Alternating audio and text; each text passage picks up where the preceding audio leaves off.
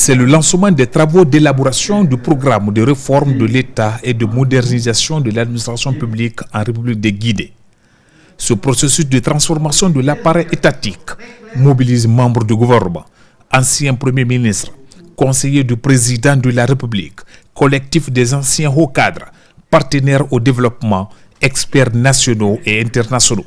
L'objectif de ce rendez-vous de Conakry est de bâtir une administration moderne, performante et centrée sur les résultats, capable de soutenir la mise en œuvre des politiques publiques. Le programme de réforme auquel on assiste le lancement sera un programme intégrateur.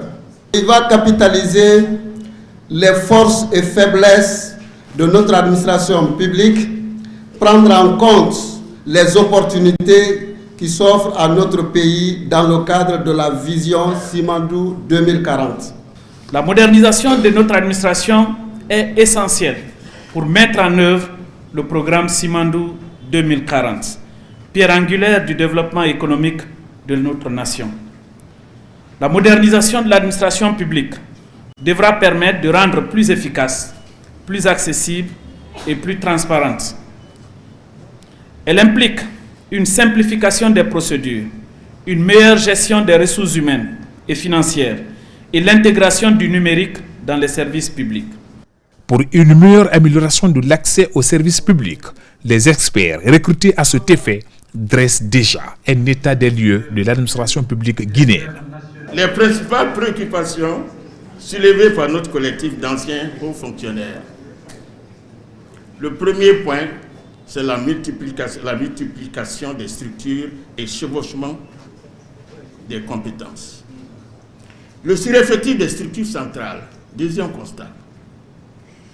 En n'accordant pas suffisamment d'attention à la multitude des structures et à la connaissance précise de leurs missions et attributions, l'on s'est nettement aperçu du sureffectif des cadres et agents, surtout au niveau des services. L'idée centrale de notre équipe, c'est au-delà d'observer la Conakry et le fonctionnement des grands axes structurels de l'État, nous avons prévu d'aller vers les régions pour interroger véritablement le local.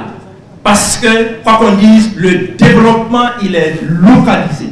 Et c'est à partir du local que nous allons, par effet de boomerang, ramener la chose vers le central pour pouvoir informer les politiques publiques. Ce programme de stratégie de référence devrait permettre à l'administration publique guinéenne de garantir son efficacité en facilitant la construction d'un pont vers la prospérité des Guinéens. La Guinée, pendant plusieurs décennies, a évolué de crise en crise. Et l'objectif de la transition actuelle, c'est d'en finir avec cette succession régulière et récurrente de crises structurelles qui font qu'à chaque pas, on fait 2 autres pas en arrière par la suite. La raison fondamentale de cette succession de crises réside dans le fait que le diagnostic véritable n'a jamais été fait. On a mis en relief des politiques centrées sur des individualités ou des groupes d'individus au lieu de s'interroger sur la nature profonde des dynamiques sociologiques de la société guinéenne pour apporter des réponses pertinentes et durables comme solution. La réforme, la transition du 5 septembre 2021, en posant les bases de la refondation de l'État, fixe le cap. Et ce cap est indispensable d'être suivi avec rigueur, cohérence.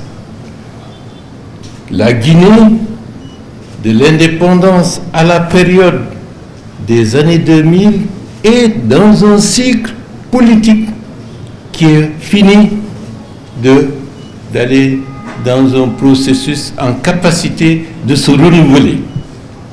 D'où les crises que nous avons connues. Et la crise a amené des réponses pertinentes avec une transition qui s'inscrit dans une logique de refondation politique, institutionnelle et de refondation de l'État.